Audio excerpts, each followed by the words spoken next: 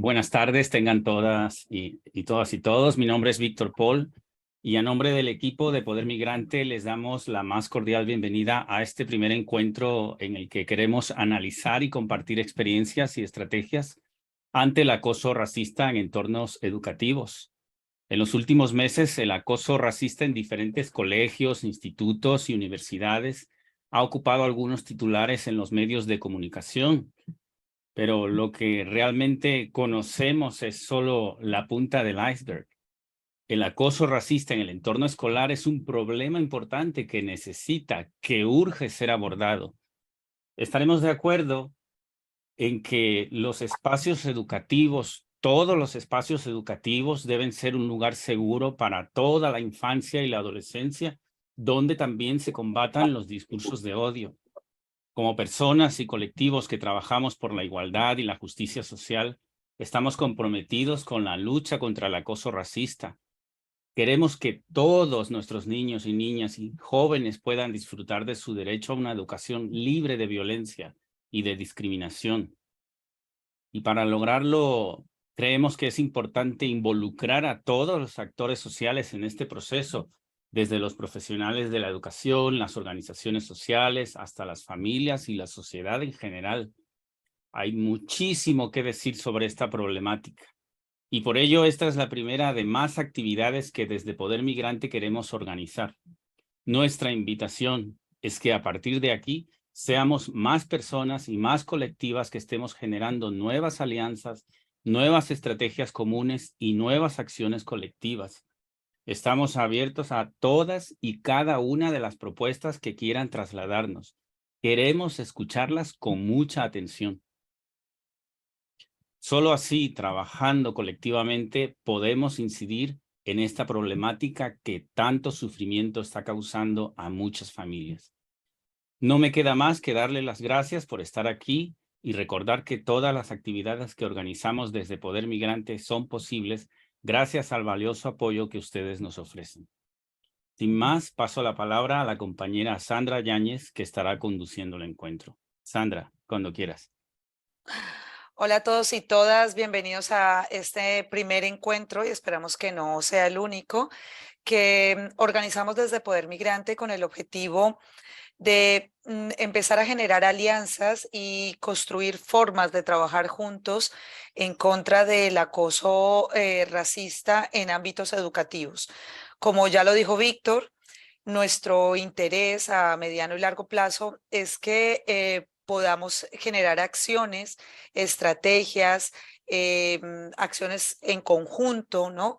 Que nos permitan desarrollar mecanismos para, de una parte, denunciar y poner sobre la mesa el acoso racista en diferentes ámbitos educativos, en la escuela básica, en los institutos, en las universidades, y también hablar de estrategias y de acciones preventivas y propositivas para que por fin podamos establecer nuestra vida en un espacio libre de racismo. Para eso hoy tenemos un grupo bastante nutrido y muy interesante de personas que han venido a contarnos su experiencia, que se suman a la iniciativa de Poder Migrante de abrir, digamos, este nuevo camino, esta nueva ruta de alianzas que queremos construir.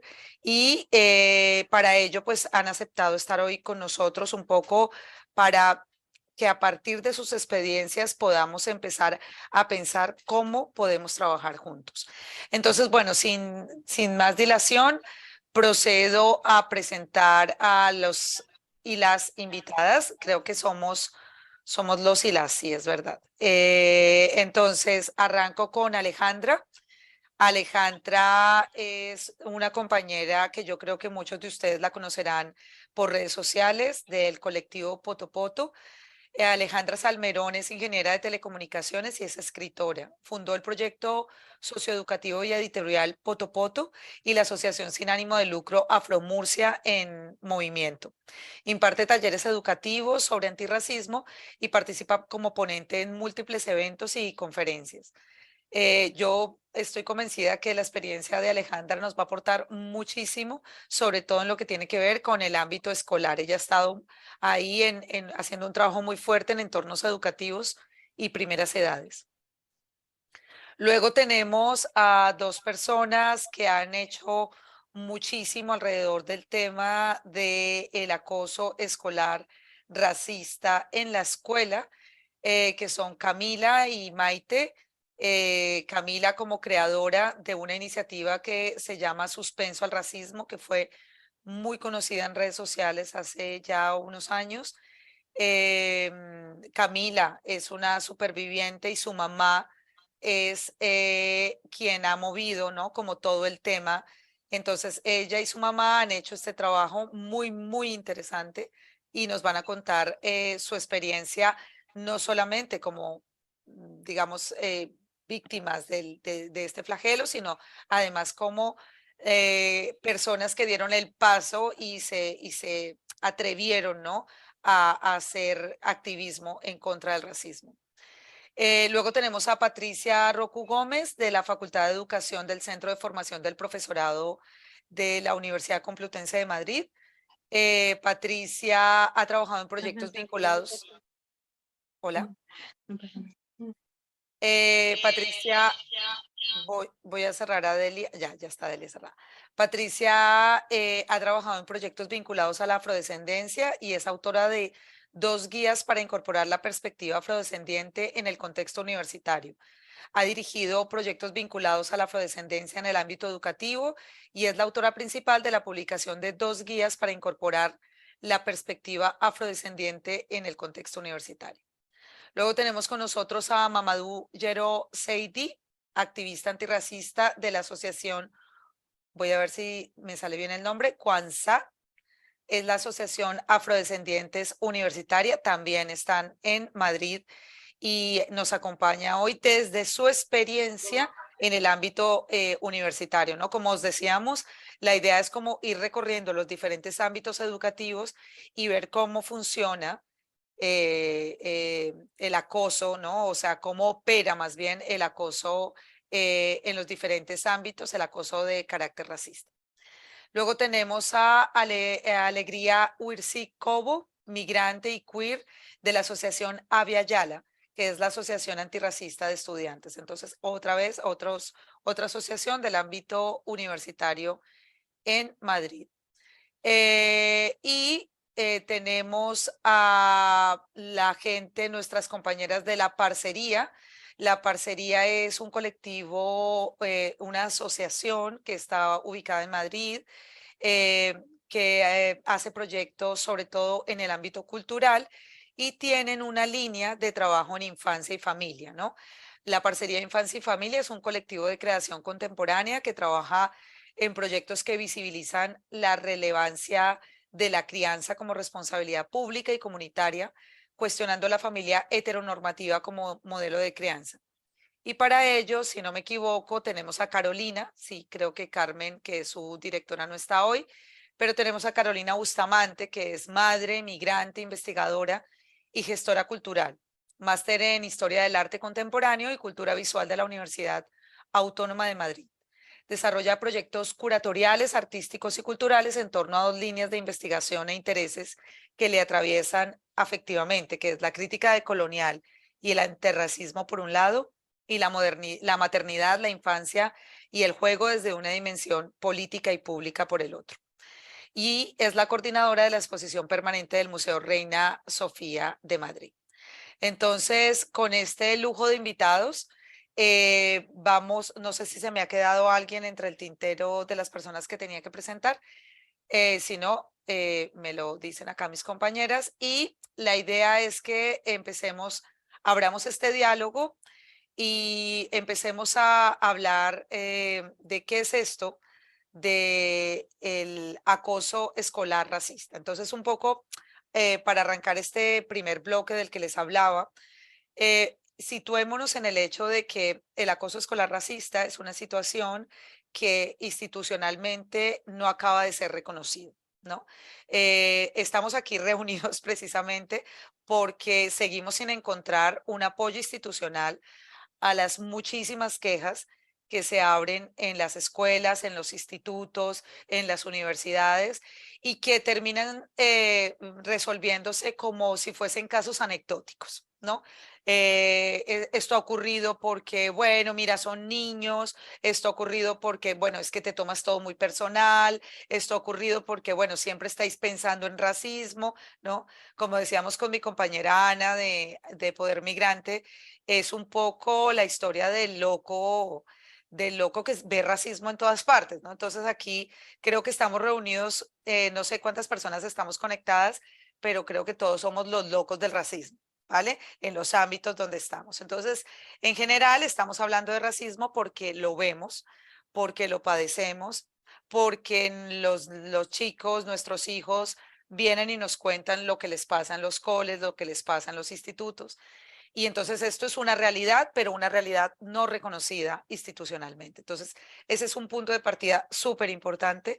Y sobre eso, además, hay que decir que no existe hasta el momento, digamos, si no hay esa realidad reconocida, tampoco existe un diagnóstico a nivel estatal que hable del acoso escolar racista. Existen, efectivamente, en ayuntamientos, en comunidades autónomas, protocolos para la prevención del acoso, eh, pero digamos a un nivel más amplio, pero no existen protocolos específicos en relación al acoso racista. Si me estoy equivocando y no, y si lo existen en alguna parte, le pido a los participantes que se animen y nos lo cuenten.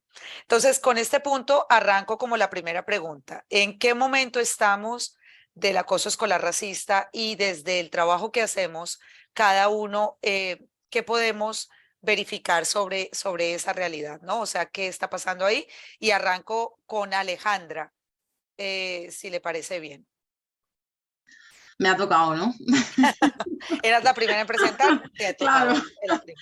Bueno, lo primero que quería decir, claro, que yo voy a hablar desde mi posicionamiento como mujer afroespañola también, porque yo soy afrodescendiente de origen ecuatoguineano, aunque haya nacido en España, como tía también de un menor afroespañol también, que obviamente está en entorno escolar, está escolarizado y lamentablemente pues ha padecido, ha sufrido esta lacra, que es el acoso racial. Y bueno, desde esa perspectiva y obviamente desde mi posicionamiento como activista, ¿no? Y creadora de los proyectos que ha mencionado Sandra. Pues el diagnóstico, yo os comento lo que yo sé, obviamente esto es enriquecernos entre todos y a ver qué podemos sacar de aquí. La problemática sobre todo en el diagnóstico, al margen ya de la experiencia, es que no hay datos, porque al final hay una insistencia desde colectivos antirracistas de siempre de hacer esos datos, ese censo que en base a la diversidad étnico-racial, que nos facilite modificar las políticas públicas, que nos facilite tener una foto de qué narices está pasando, más allá de nuestras experiencias y de los pocos datos que podamos recoger desde el ámbito asociativo. Eso lo dejo ahí, porque me parece importante como diagnóstico saber desde dónde partimos y para eso necesitamos KPIs. Y bueno, quería mencionar también que creo que la Dirección General para la Igualdad de Trato y Diversidad que dirige Rita se ha comprometido de alguna manera a aportar esos datos para 2025, no sé si será viable o no. Entonces yo insto a, bueno, menciono aquí algunos informes que yo sé que yo conozco de cómo de alguna manera ha ido evolucionando este tema del acoso, la discriminación racial en el ámbito educativo. Hay un estudio, un informe que se publicó en 2020 por parte del Consejo para la Eliminación de la Discriminación Racial y Étnica, que habla de que desde 2013 al 2020 ha aumentado 7 puntos porcentuales la discriminación en el ámbito educativo, es decir, del 13% al 20%. Eso como dato. Y a pesar de que ha aumentado, las víctimas, hay una infradenuncia, o sea, las víctimas siguen sin denunciar, o sea, que algo no está funcionando bien. Hablan de que hay solamente el 18,2% de las personas que han experimentado una situación discriminatoria denuncia, pero no está ese dato sesgado en el entorno educativo o ámbito educativo. Yo me atrevería a decir que se puede dividir incluso por 2 o por más, mucho menos del 18,2% no denuncia, lo sé también por experiencia. Las experiencias que, centrándome en este informe, ¿vale? Las experiencias, y tengo que ser breve, ¿no? Sí, tengo que ser breve. Las experiencias racistas están principalmente asociadas a lo que ya sabemos: burlas, insultos, acoso a los estudiantes, exclusión de actividades, de juego, pero también hay acoso por parte del profesorado, que esto es importante también decirlo, más allá del alumnado, los profesores también acosan de forma, puede ser más sutil o puede no serlo, pueden derivar al alumnado hacia profesiones de menor cualificación, pueden no darle validez, como decía Sandra, a esas problemáticas que surgen, ¿no?, entre los escolares, que siempre dicen son cosas de críos. No, o sea, los centros escolares son espacios no seguros para las infancias y los jóvenes racializados, eso es un hecho. Y luego, otro dato que quería aportar más allá de este estudio es, y de mi experiencia, la que hablaré luego, ¿vale?, ahora en la parte de experiencias, otro estudio es un estudio muy reciente del 2023 de SOS Racismo Madrid, que habla del racismo en los libros de texto. Es decir, hay actitudes racistas que se manifiestan obviamente en este acoso, pero ¿cuál es la base de todo esto? Que se está enseñando racismo, que los niños y niñas están aprendiendo racismo desde el propio sistema educativo, que es obligatorio hasta los 16 años. Y ese informe pues habla de infrarrepresentación, y si aparece representación de personas racializadas y de niñas racializadas, están siempre en situaciones de desigualdad, de pobreza. La palabra gitano aparece una sola vez en los libros de texto y sin estar ligado a la gran redada que ocurrió en España, el genocidio en España, sino ligado al régimen nazi de la Segunda Guerra Mundial. No se menciona Guinea Ecuatorial. Como mujer afrodescendiente de origen ecuatoguineano, obviamente eso es importantísimo, y sobre todo con todo el saber que hay sobre Guinea Ecuatorial y el nexo que hay de Guinea Ecuatorial con España. El Sáhara tampoco, solo se mencionan como territorio geográfico, nada más. Y bueno, eso lo dejo ahí como datos y ya hablaré de mi experiencia, porque esto, claro, son datos, pero luego quiero hablar de mi experiencia, ¿vale? Lo siento por enrollarme. Perfecto. No, muchas gracias. Yo creo que esto que dice Alejandra es clave. Fijaros que ya tenemos unos documentos sobre los cuales podemos trabajar. Entonces, gracias Alejandra, porque eso es clave a la hora de que construyamos un grupo para hacer este trabajo que queremos hacer. Yo no sé si desde el suspenso al racismo nos quieren un poco hablar sobre este tema de el diagnóstico, en qué estamos. Maite o Petra, no sé. Maite. Bueno, como quieran ellas, en cualquier caso, desde el suspenso al racismo, lo que recopilamos de momento son los casos de las familias que nos preguntan y nos informan. Entonces, de alguna manera, sí que estamos cogiendo un registro, precisamente.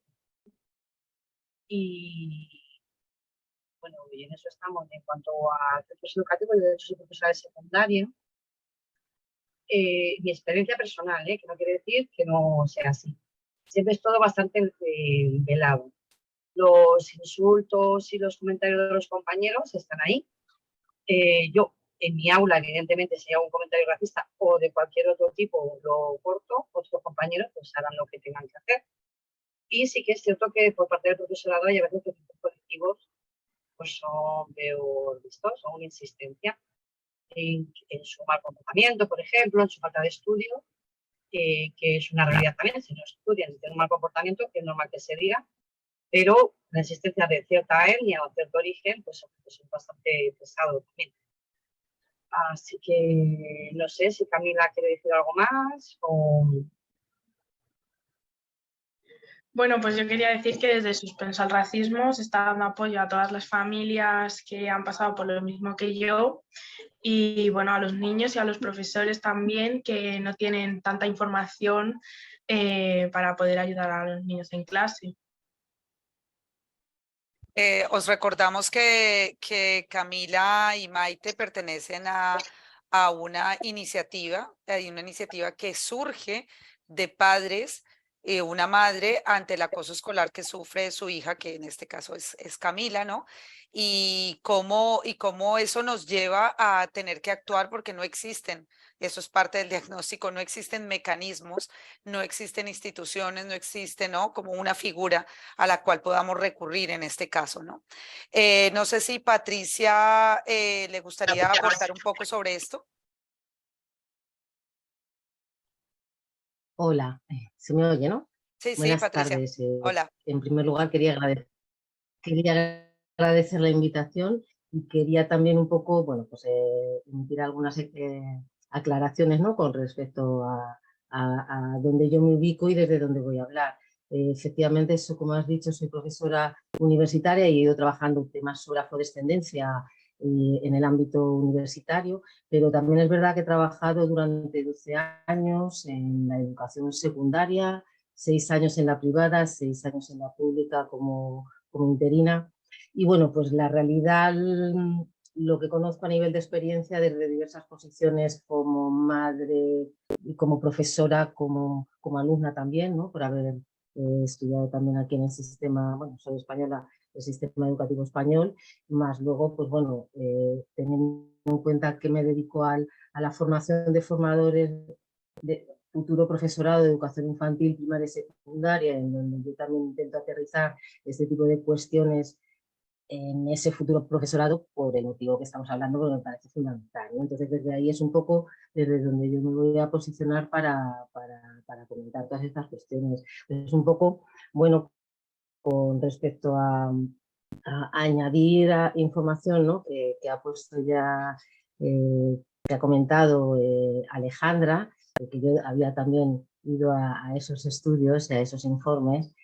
Comentar también que todos los años el Ministerio de Educación y Formación Profesional emite unos informes anuales que salen además, en donde aparece datos sobre cómo evoluciona a nivel educativo en los estudios previos al universitario, primaria y secundaria. Y de ahí, por ejemplo, yo obtengo siempre información vinculada a lo que es la distribución del alumnado y principalmente el alumnado de origen extranjero, porque son los datos que oficialmente se pueden recoger, ¿no? Y ahí se ve clarísimamente, además es repetitivo, cada año los consulto y cada año se ve la clara diferencia de el gran número de alumnado extranjero que está en la enseñanza pública se reduce en la enseñanza concertada y muchísimo más reducido en la privada. Y además, cómo evolucionan a lo largo de los niveles educativos, como el alumnado extranjero, el número de personas disminuye según vamos avanzando en los niveles educativos, ¿no? Entonces, en bachillerato prácticamente hay muy pocas personas. Sin embargo, en los ciclos formativos del básico, el medio superior, es donde hay un mayor número de estudiantes inmigrantes, ¿no? Que contemplan en estos datos. Entonces, bueno, al final eso corrobora también un poco, ¿no? Cómo va evolucionando el alumnado, ¿no? Aparte de los informes PISA, ¿no? Que en alguno de ellos sí que se ha hablado de que el alumnado extranjero tiene una mayor tasa de abandono escolar y de repetición, que bueno, pues también hay que tener en cuenta estas cuestiones. Y luego, por otro lado, bueno, en el ámbito universitario, y bueno, como muy relacionado con las cuestiones que yo he trabajado directamente en esas guías que se han elaborado, que yo soy la autora principal, pero que hay también otro equipo de profesorado que ha dado también soporte al desarrollo de las mismas, pues esas guías se han construido a partir de el análisis de las experiencias vividas por alumnado afrodescendiente de diferentes universidades en España, y a partir de ahí hemos realizado grupos de discusión y entrevistas en profundidad utilizando el método científico, ¿no?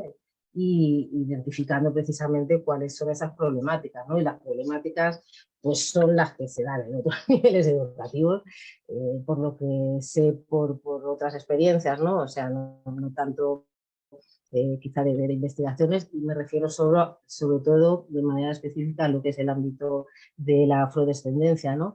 pues, bueno, desde cuestiones vinculadas al tratamiento de contenidos, que algo el tratamiento de contenidos, la presencia en los libros de texto, ¿no?, que comentaba también antes Alejandra, vinculados a cuestiones relacionadas con África, a cuestiones relacionadas con discriminación, la negritud, y teniendo en cuenta, por supuesto, las diferentes, los diferentes estudios y los diferentes grados en donde se deberían abordar o se abordan o se deben abordar estas temáticas, ¿no? Pues tratamiento paternalista, la infrarrepresentación también de personas que hayan podido contribuir, ¿no?, a la cultura, pues, con cuestiones importantes, la visión eurocéntrica. Bueno, pues todas estas cosas son cuestiones que se repiten también en niveles educativos previos, ¿no? Luego, también como la carencia, ¿no?, de la presencia de visibilizar, ¿no?, a la mujer negra, ¿no?, en el ámbito de la ciencia, o las aportaciones, ¿no?, que de manera específica que también hayan podido detectar, o sea, que hayan podido, que se puedan recoger. Y luego, con respecto a cómo se gestiona la diversidad dentro del aula a partir de los diferentes incidentes que se puedan desarrollar, ¿no?, pues bueno, pues lo que ocurre en otros niveles educativos, ¿no? Pues en principio siempre las expectativas es que se tienen unas bajas capacidades intelectuales, prejuicios en cuanto a la manera en cómo se comunican las personas, bajas expectativas a nivel de rendimiento, a nivel de trabajo en grupo, la hipersexualización, el acoso sexual. También se detectó que se habían dado algunas experiencias en este sentido. Y bueno, y un cuestionamiento, ¿no?, constante, ¿no?, de la presencia de las personas negras dentro del contexto universitario, ¿no?, porque no se las espera. Entonces, bueno, pues eso es un poco el diagnóstico que, bueno, pues de este estudio, ¿no?, que el fruto que tuvo fue la guía, se identificó, ¿no?, de estas problemáticas que se Patricia, muchas gracias. Y yo creo que por ejemplo, ese diagnóstico que tú compartes con nosotros acá sería un documento súper importante con el que podríamos generar acciones, ¿no?, específicas, además de lo que vosotros ya habéis hecho, que se pudiese expandir, ¿no?, en las acciones que queremos hacer. Yo creo que es súper útil. Os recordamos a la gente que está conectada hoy que el encuentro se está grabando, y eso quiere decir que si conocéis gente que quería asistir a este encuentro, que le interesaba la temática, conocer cosas como lo que nos está contando Patricia, pues que vamos a tener colgado el video entero en YouTube, y vamos a poder verlo para escucharlo, ¿no? Para enterarnos de esto. Bueno, yo quisiera pasar ahora puede ser a Mamadou, a Alegría, alguno de los dos que hacen parte de asociaciones de estudiantes en la universidad, si en vuestro ámbito conocéis algún diagnóstico o habéis elaborado algún documento con respecto a este tema del acoso racista en el ámbito universitario. Mamadou. Hola, muy buenas tardes, ¿me escucháis bien? Sí, te escuchamos Perfecto. perfectamente. Antes de todo, agradecer que se haya creado este espacio de análisis más que necesario para luchar contra esta problemática que es el racismo, que afecta a todos nuestros ámbitos. En lo que respecta a nosotras, tanto a Bea Ayala como Kwanza, que compartimos la misma facultad y la misma universidad, siempre intentamos plantearlo todo desde una parte de las ciencias sociales, porque al final somos futuras politólogas, sociólogas o antropólogas, ¿no? Y muchos de los diagnósticos que se han hecho aquí, nosotras la compartimos muchísimo, porque son puntos que al final, cuando te paras a observarlas, las ves, ves que se repiten y que hay una serie de patrones que producen la realidad en la que vivimos nosotras, las personas migrantes y no blancas, ¿no? En un inicio se ha comentado una cosa que es muy importante, y es la particularidad cuando se hace una denuncia, cuando se limita únicamente a que es el individuo el que ha tenido un momento erróneo o que es un momento de locura puntual, y eso tiene una funcionalidad dentro del propio sistema racista, ¿no?, que es aislar el problema, porque lo único que saca políticas públicas son los problemas sociales generales, no son las particularidades de los individuos, ¿no?, y los problemas puntuales. Por lo tanto, esa reproducción, nosotros hemos detectado resultado de minimizar el daño racista que recibe nuestra infancia en un individuo puntual, en un momento puntual, es una respuesta del propio sistema para no darle solución a la problemática real que sabe que tiene un carácter global, ¿no? Otro aspecto que habíamos destacado es el resultado de las infradenuncias, que tiene un sentido otra vez dentro del propio sistema, y es que denunciar, o sea, es que producir una denuncia y que el que tenga que responder esa denuncia sea el mismo sistema el que te oprime es muy complicado, porque la persona que sufre la discriminación observa ese aparato que te tiene que proteger ya desde una confrontación directa y desde la otredad, ¿no?, contra lo que luchas. Por lo tanto, es como pretender que el quien te está haciendo daño también sea el quien te solucione el problema. Pues es muy difícil que el sujeto, ese político, vea ese aspecto como un aliado, como una solución a su problema, ¿no? Otro de los aspectos también que destacaría sería la propia reproducción, que antes no sé qué compañera lo ha comentado, que en los propios libros de texto se educa dentro del racismo, ¿no? Hay que entender que tanto la universidad, todas nosotras, tanto la universidad como las escuelas son espacios coloniales y neocoloniales, por lo tanto están encargadas de reproducir y producir un comportamiento racista muy marcado, ¿no? Y los niños y las niñas eso lo tienen que aprender básicamente, y tienen que saber que hay unos patrones sociales y un sistema racial muy marcado, y en un futuro eso es lo que tienen que reproducir ellas. Por lo tanto, cambiarlo desde dentro también es muy complicado, aunque seguramente tendríamos herramientas para poder minimizarlo, ¿no? Dar más visibilidad a la sociedad afro y no blanca dentro de esos espacios, contar historias diferentes y desde puntos de vista diferentes de lo que es el sentido global de la misma historia, etc., etc. Y otro aspecto es la naturalización, por ejemplo, del fracaso escolar, que se llama de las personas migrantes, ¿no? Se naturaliza mucho ese fracaso escolar a través de argumentativas, como se ha dicho, por falta de capacidades intelectuales o por falta de motivación. Lo que hace básicamente es incrustar esa problemática en el individuo mismo que representa que ha fracasado, y no en el sistema que hace todo lo posible para que esos individuos fracasen, porque tienen que ocupar un espacio reducido, ¿no?, dentro de nuestra sociedad, sino quién se va a encargar de esos trabajos que se consideran más precarios si la población migrante también tiene la misma facilidad y tiene las mismas oportunidades para acceder en esos trabajos o en esos espacios como son la universidad, que, como ha dicho bien la profesora Patricia, nunca se ha esperado que las personas migrantes acudan a esos espacios, y cuando acuden siempre se les está cuestionando la capacidad que tienen para poder desarrollarse y para poder ser punteros en esos espacios, ¿no? Y a grosso modo sería uno de los pequeños puntos que hemos ido recogiendo desde las diferentes asociaciones de la universidad. Muchas gracias. Muchas gracias, Mamadou. Y la verdad es que ya contigo podemos arrancar una campaña. O sea, ya has hecho ya unas líneas muy, muy potentes con las que podríamos perfectamente arrancar una campaña a nivel nacional. Así que muchas gracias por esas reflexiones y creo que, claro, vosotros, no todos, pero muchos de vosotros habéis cruzado todos los ámbitos escolares, como decía Patricia, y eso también hace que tengáis como esa visión, ¿no? Más amplia de lo que supone el acoso en el ámbito educativo. No sé si Alegría quisiera agregar algo sobre este punto o quisiera mejor pasar al siguiente bloque. No sé, Alegría. Hola, ¿qué tal? Gracias a todas por la invitación. Tengo un apunte súper breve, que es que en la Complutense está parado el protocolo contra la violencia racista hace 2 años. De hecho, casi se van a cumplir 3. Se nos ha convocado varias veces a las asociaciones antirracistas para que iniciemos este proceso con consultas y etc., o sea, como con todo el trabajo para ir construyendo, y lo que ha pasado es que desde la Oficina de Diversidad se ha invisibilizado sistemáticamente este problema y se ha sacado como una especie de informe final en lo que se nos dieron a las asociaciones, y trata como todas las tipos de opresiones o todo el tipo de violencias que se puede vivir dentro de este espacio educativo de la misma forma. Entonces asume que la LGBTfobia o casos de acoso de género o casos de acoso racista se pueden tratar de la misma forma. Y lo que hace es que se mezcla y se hace todo un batiburrillo y no existen resultados ni propuestas reales.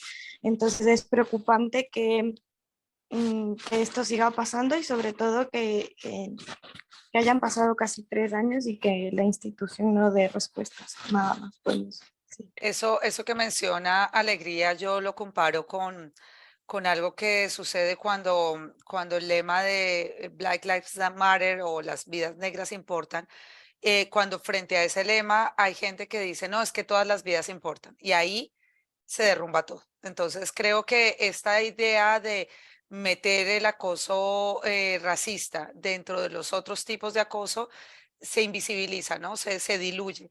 Y además, conectándolo con lo que decía Mamadou, se diluye porque no se reconoce el nivel institucional del racismo, ¿no? No, el nivel estructural, y entonces de esa manera quedan como hechos morales, ¿no? Que están señalados o que están otorgados a un individuo.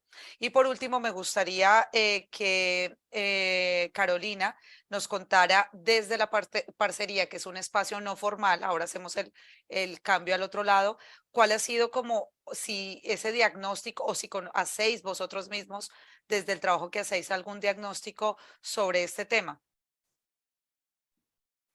Carolina. Bueno, sí, hola, ¿qué tal? Hola. Nada, primero que todo, pues mil gracias por la invitación. Yo voy a hablar un poco desde, justamente como dices, desde el ámbito no formal, que es el ámbito artístico, algunas veces metido dentro de lo institucional, pero siempre dentro de los espacios como culturales, pero también como madre de un cole, con mis hijas escolarizadas, y digamos con la experiencia de justamente de un cole que pasa por un proceso de transformación pedagógica, porque es un cole que partió de un gueto y de un abandono institucional y de un episodio de racismo, ¿no? Y a través de como justamente del diagnóstico de esta situación, se incluye la pedagogía artística como una herramienta para trabajar esto. Entonces, bueno, esto lo hablaremos desde las experiencias, pero a mí sí me gustaría como desde dónde partimos de esa pregunta, ¿no? Nosotros no hemos trabajado con documentos diagnósticos específicos oficiales ni nada por el estilo, sino más es como un proceso de investigación, de preguntarnos sobre la infancia y de entender la infancia de una manera política, que yo creo que es un punto de partida importante para todo esto. Y es que yo creo que la infancia, y sobre todo la infancia, y la tenemos que considerar desde muy pequeñas, no se les considera como sujetos políticos con los que se debe hablar de estos temas, ¿no? Y nosotras partimos mucho de reivindicar la necesidad de hablar de todos estos temas desde muy pequeñas, buscando los lenguajes, buscando los medios, las palabras precisas, pero entendiendo que las infancias son sujetos políticos y que son capaces y tienen una sabiduría innata para entender el mundo y para aprenderlo, y que depende de ello, de cómo las tratamos, de no entender a la infancia como un sujeto que tiene que llegar a ser algo, sino que es un sujeto ya político en sí mismo, desde donde nosotras partimos para proponer una serie de acciones que transformen los espacios de racismo, ¿no? Los espacios educativos. Y este es un punto como esencial en nuestra experiencia, por el tipo de propuestas que surgen después. Y, ay, se me fue la idea ahora que quería decirles. Bueno, sí, nosotras hemos partido de esa idea y de allí, pues, ser capaces de hablar de temas que para la sociedad, creo que viene de ahí, nos cuesta. Creo que no hay políticas institucionales para entrar a hacer programas públicos porque se considera que no son edades para hablar de ello, que son temas que tenemos que hablar las adultas, que son temas que son muy violentos para las pequeñas, y por eso creo que no se desarrollan programas oficiales, porque la sociedad ni siquiera está está capacitada para hablar de esto. Las adultas tampoco rehúyen a hablar de racismo, ¿no? Es un tema que le cuesta a la sociedad desde la edad adulta y no creen que sea un tema que se tiene que enseñar y que se tiene que trabajar desde la infancia. Entonces, creo que ese es un punto de partida importante para hacer diagnósticos. Muchas gracias, Carolina. Bueno, como vemos, por más de que intentemos reducir el tiempo, la verdad es que es muy interesante lo que nos están contando, así que, bueno, hasta donde aguantemos todos aquí en este conversatorio. Voy a pasar al segundo nivel y es donde vamos a explorar un poco lo que cada uno de los participantes ha hecho en relación con este tema. A mí, digamos, una pregunta que para mí es clave y de la cual parto para desarrollar este segundo bloque, tiene que ver con eso que llamamos educación antirracista, ¿no? Está muy de moda y lo vemos en organizaciones, en ONGs, en muchos ámbitos. Y creo que aquí todos los que estamos reunidos hemos visto cómo, sobre todo la gente que lleva muchos años viviendo en España, que es migrante, me refiero, se ha dado cuenta cómo el tema ha ido creciendo, ¿no? Y se ha ido posicionando. Pero claro, una cosa es que el tema se posicione y otra cosa es que efectivamente esa educación antirracista esté dando resultados. Entonces, yo parto un poco de ahí, desde dónde se está haciendo esa educación antirracista y esa experiencia que vosotros tenéis desde vuestros ámbitos, desde vuestro trabajo. ¿Qué querríais destacar de eso y qué podríamos también, digamos, como aprovechar de esa experiencia vuestra? Y efectivamente arranco con Alejandra, que además tiene una experiencia que a mi juicio yo sigo a Alejandra en redes y creo que tiene una experiencia que es riquísima y es una experiencia que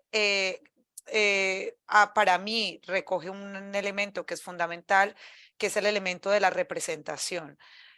No digo que la representación sea el único, que sea el camino por excelencia, ¿no? Para lograr evitar el racismo, pero sí es cierto que a medida que los coles o los espacios educativos tengan personas racializadas, ¿no? Atravesadas por el racismo, creo que también de otra forma se puede abordar el antirracismo. Bueno, si les interesa, claro, porque ya hemos visto mucha gente racializada a la que el racismo no le interesa nada. Entonces, Alejandra, te doy la palabra. Sí, gracias, Sandra.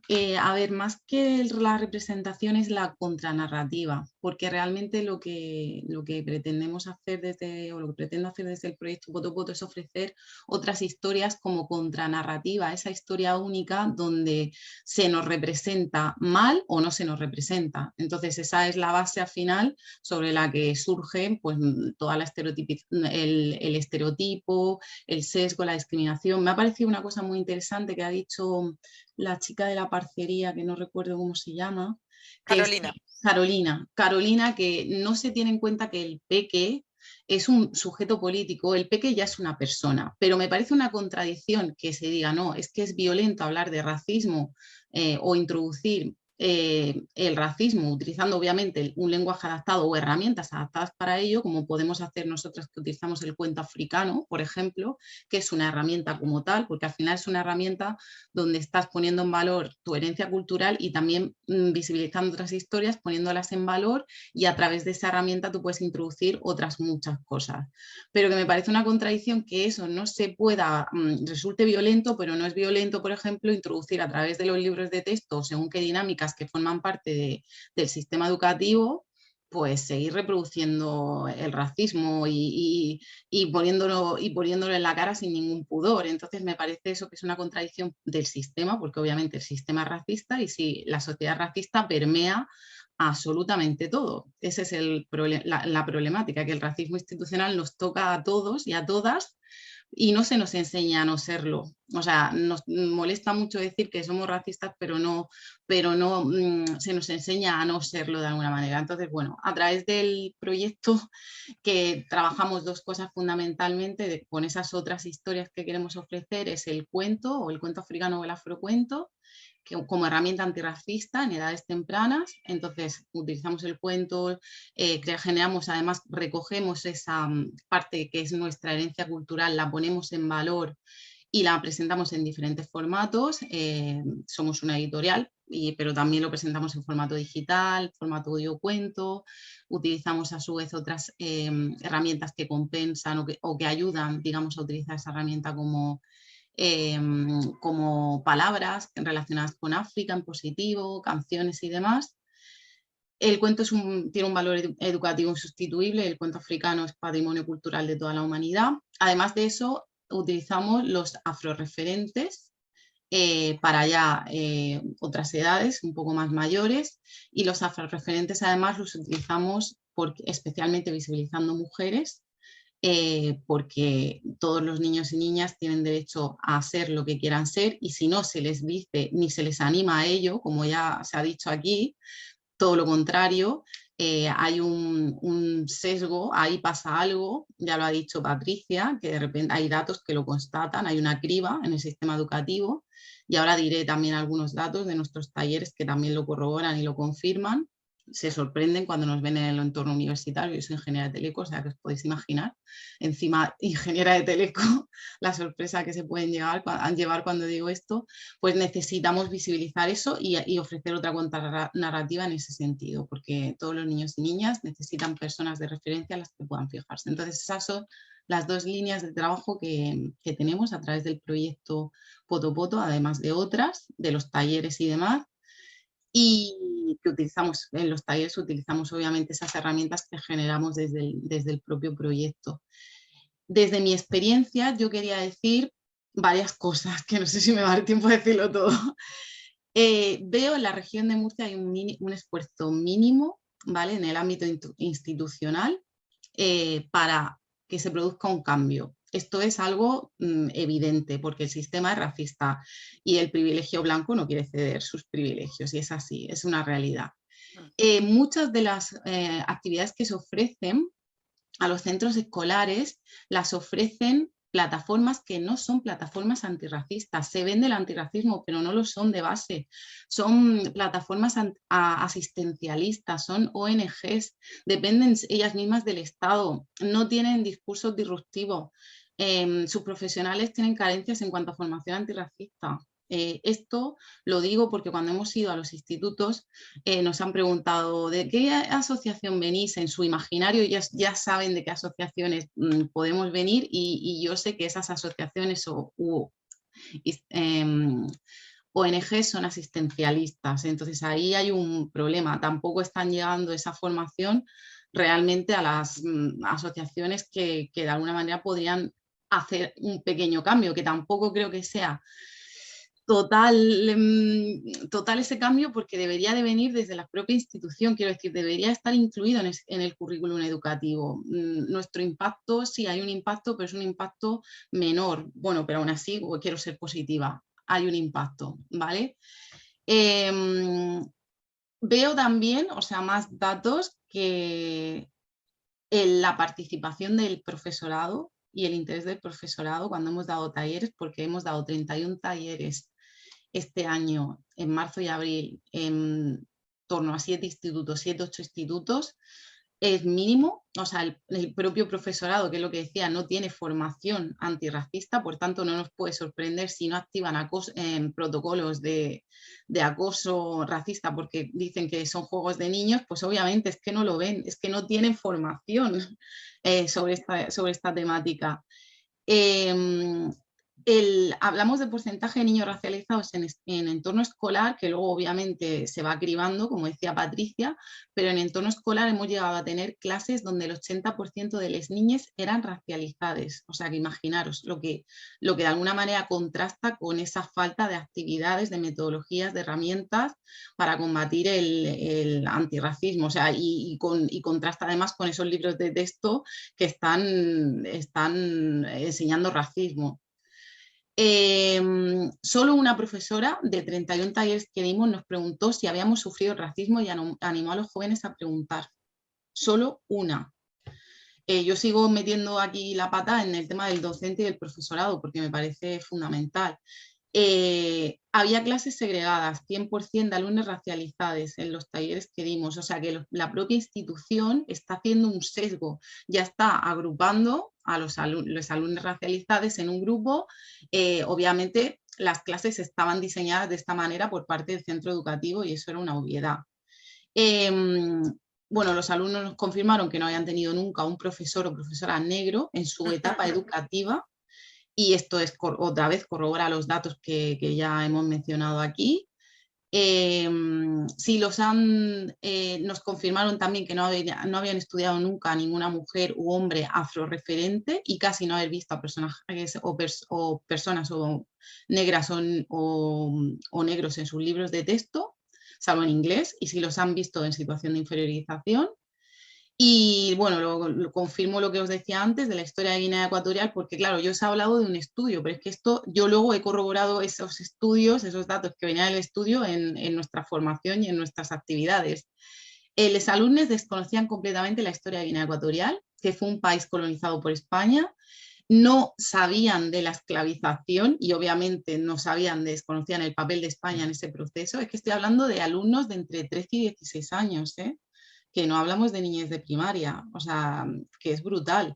Y aquí vuelvo a decir lo que decía Carolina, o sea, es que hablar de racismo es violento, pero esto no es violento, o sea, que un niño de 13 a 16 años no sepa nada sobre la esclavización, ni conozca nada sobre Guinea Ecuatorial, que es el único país colonizado por España y que hablan español, o sea, es que a mí sí que me resultó violento eso, ¿no? Y los alumnos las alumnas confundieron África con un país en repetidas ocasiones, o sea, no de forma anecdótica. Y como positivo, o sea, debo decir que en la encuesta de satisfacción el 100% coinciden que les gustaría a los alumnos, a las alumnas les gustaría recibir este tipo de talleres durante más tiempo, que les encanta aprender y jugar a la vez, porque lo que hacemos es generar, como decía, herramientas propias, como por ejemplo estas fichas, que son las que utilizamos en nuestros talleres de afroreferentes, y hacemos un juego de quién es quién, que ya te digo, esto nosotras porque tenemos recursos limitados, pero imaginaros lo que podrían hacer las instituciones si incluyeran todo esto en el currículum educativo y en las diferentes materias, ¿no? Esto ya te digo, es algo que hacemos desde una institución chiquitita en la región de Murcia, pero ¿cuánto más se podría hacer con fondos? Y luego el libro, un ejemplo del libro que utilizamos como cuento, que también editamos desde el proyecto, con el que hacemos talleres en primaria para introducir otras narrativas, el contexto de Guinea Ecuatorial, palabras también, el uso del lenguaje y al final, insisto, contra narrativa y representación, como decía Sandra, desde edades tempranas sí se puede empezar a introducir el antirracismo y no el violento para nada si se adapta el lenguaje y se entiende que esos niños y niñas, o sea, que lo violento realmente es que esos críos crezcan con libros racistas y en un sistema que es racista, eso sí es violento. Entonces, bueno, esto es lo que hacemos y bueno, si me dejas, Sandra, decir lo último, que tenemos ahora... Un segundo, no tienes más. Lo último que en ese trabajo y esfuerzo que estamos haciendo de generar más materiales como este, tenemos una campaña de microfinanciación en marcha en Berkami para intentar publicar nuestro segundo libro que se llama Las Hermanas Mangué y otros cuentos africanos. Y ya está, lo digo por si no me da tiempo luego a decirlo, que si no, mi madre me va a... Ella ha hecho sus avisos parroquiales. Bueno, yo quisiera irme ahora porque con nuestras compañeras de Suspenso al Racismo, porque tenemos una madre que hace parte del panel de la gente, no, más que del panel de la gente que ha venido a escuchar este encuentro, y yo creo que es el momento para que Maite y Camila un poco también nos ayuden a partir de la experiencia de Camila, nos cuenten un poco qué pueden hacer los padres, ¿no? O sea, vosotras tenéis desde Suspenso al Racismo una experiencia muy concreta porque esta persona que ha venido a escucharnos está pasando una situación, ¿no? Con su hijo. Entonces, un poco arranco con Camila, que lo vivió en primera persona, y seguimos con Maite un poco para que nos contéis cuál ha sido esa experiencia de Suspenso al Racismo como campaña, pero también como mecanismo, o sea, cómo habéis llegado a ese mecanismo de denuncia que os permitió lograr lo que alcanzasteis. Camila. Bueno, pues muchas gracias por invitarme. Desde mi experiencia, durante 2 cursos fui víctima de acoso escolar con origen racista. Mi madre fue la única que me pudo ayudar porque el profesorado lamentablemente no cumplió su trabajo y mi madre, al ver lo insostenible que era mi situación en el colegio, decidió cambiarme porque es normal que una niña de 10 años pues, no tenga la capacidad mental y psicológica para aguantar todo lo que me hacían en ese entonces. Y al cambiarme de colegio, la administración de la Comunidad de Madrid le recomendó a mi madre un colegio con la especialidad de integración a niños sordos y estaban equiparando mi color de piel con una minusvalía. Al final decidieron cambiarme pues, a un normal y la sentencia para mí supuso un reconocimiento institucional y público y también moralmente pues, fue como una tirita intentando pues, curar todo el daño que me habían hecho psicológicamente, pero yo creo que eso no se puede superar, sino que se aprende a vivir con ello. Y a raíz de todo esto, mi madre y yo decidimos crear una plataforma en redes sociales para ayudar a otras familias que han pasado por lo mismo que yo y para poder apoyar a profesores que no tienen muchas veces conocimiento para poder ayudar a otros niños en casos como el mío. Maite, ¿nos quieres contar un poco sobre, gracias Camila, nos quieres contar un poco sobre esa sentencia y cómo se llegó a eso? Eso es, bueno, evidentemente la que mejor puede hablar es Petra, que es mucho más habladora y mejor habladora que yo, que es la madre de Camila, hoy no está en España por circunstancias y por eso me ha mandado a mí.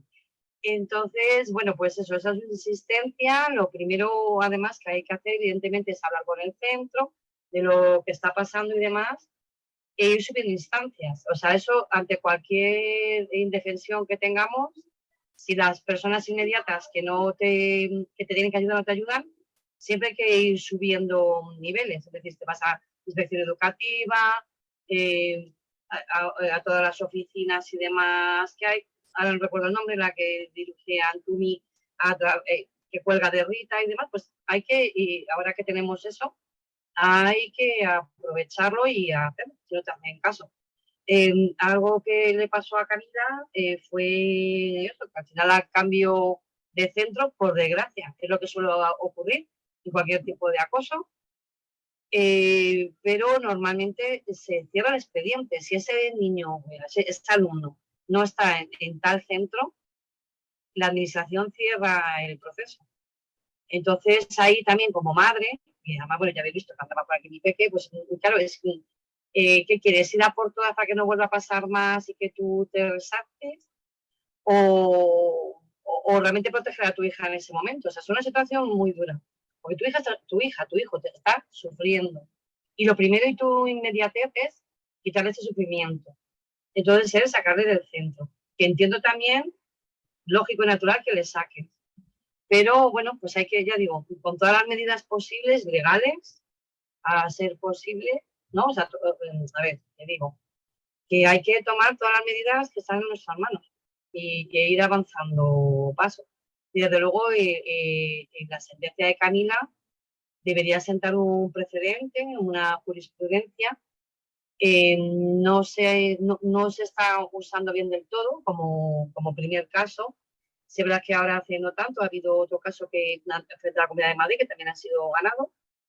Y bueno, poco a poco tendría que ser así. Y el primer caso, pues eso, fue el de Camila y eso es lo que queremos también visibilizar.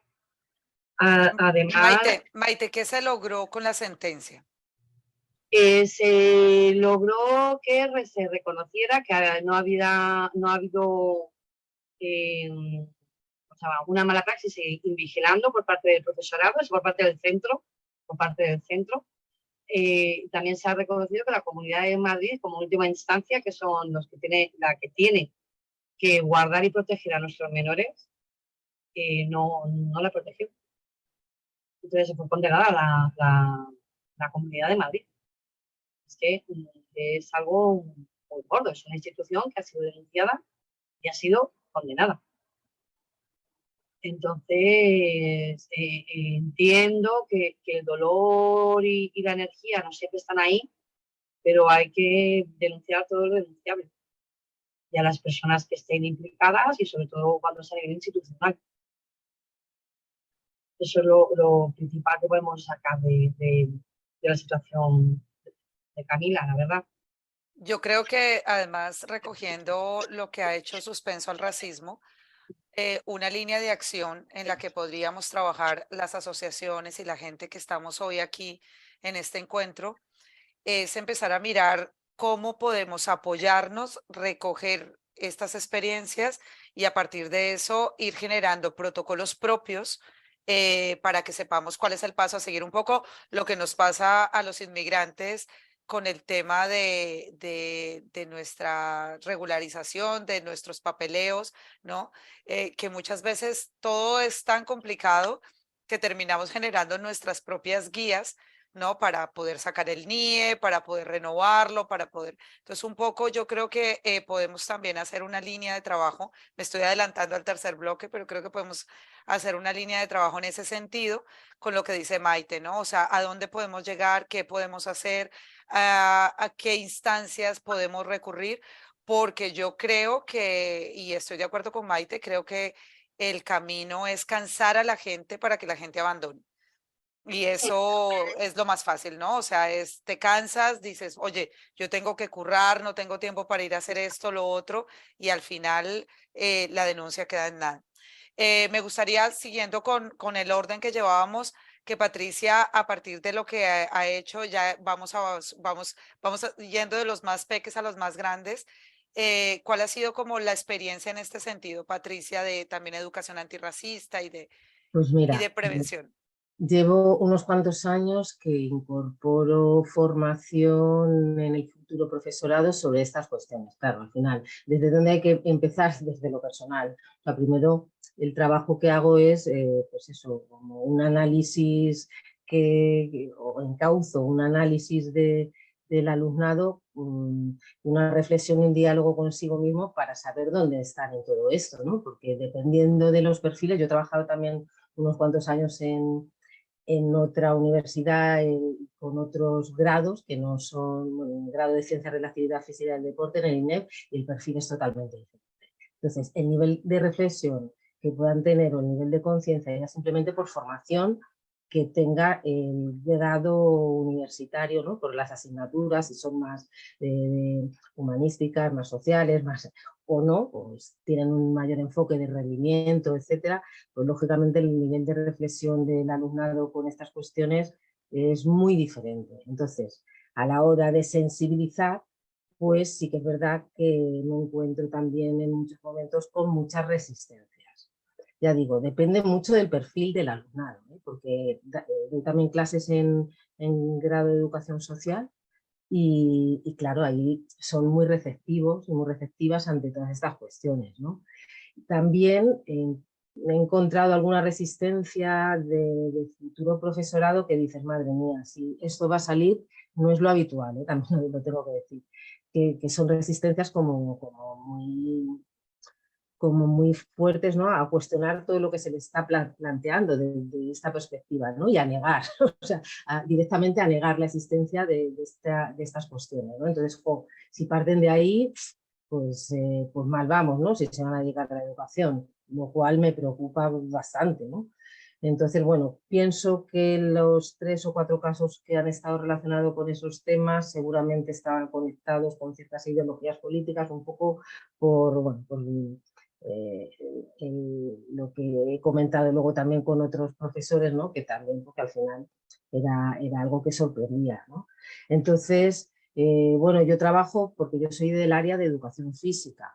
Entonces, desde el área de educación física, yo las asignaturas que suelo impartir están vinculadas o bien a la metodología de enseñanza de la educación física o bien y sobre todo a la expresión corporal.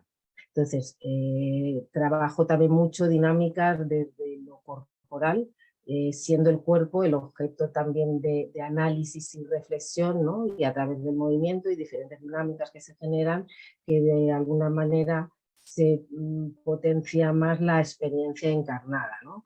Entonces, bueno, creo que resulta bastante interesante porque para el alumnado sí aprende cosas. Entonces, ¿cuál es el problema de todo esto? Pues que el alumnado, si no recibe formación, pues no tiene las herramientas, ¿no? Entonces, este alumnado en concreto que pasa por mí, pues porque lo ven conmigo, pero eso lo ven en otros lados, no lo ven en otros lados. ¿Lo ve el alumnado, el profesorado que está ya impartiendo clase? Pues no. ¿Tienen la culpa? No, tampoco. Entonces, claro, ahí yo creo que cuando analizamos esta situación, sí que, y por ahí, claro, me pongo también en el lado del profe, ¿no? Que hay veces que tampoco ni tienes todas las herramientas, que es complicado, lo cual no quiere decir, y esto yo se lo traslado a mi alumnado siempre, que aunque sea complicado, porque claro, tú manejas la diversidad y esto es una variable, pero hay otras cuantas más, hay un nivel de conocimientos con respecto a la temática, cómo evoluciona el alumnado, no sé, diferentes identidades y diferentes circunstancias que al final todas esas variables el docente, la docente las tiene que manejar, ¿no? Correctamente. Entonces es verdad que es muy complicado poder hacer clases inclusivas teniendo en cuenta la cantidad de variables que hay.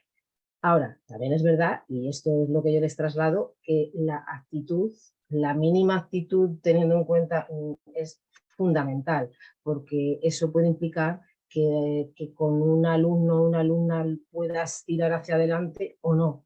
Y creo que siendo uno incluso me parece más que importante y que se tiene que valorar, ¿no? Entonces, sí que quería también hacer ese comentario porque es verdad que luego es complicado. Entonces, para mí, ¿dónde está? Bueno, aquí de la cuestión es que es multifactorial, había que atender a muchísimas cosas, ¿no? Desde luego, para mí la clave está en el currículum.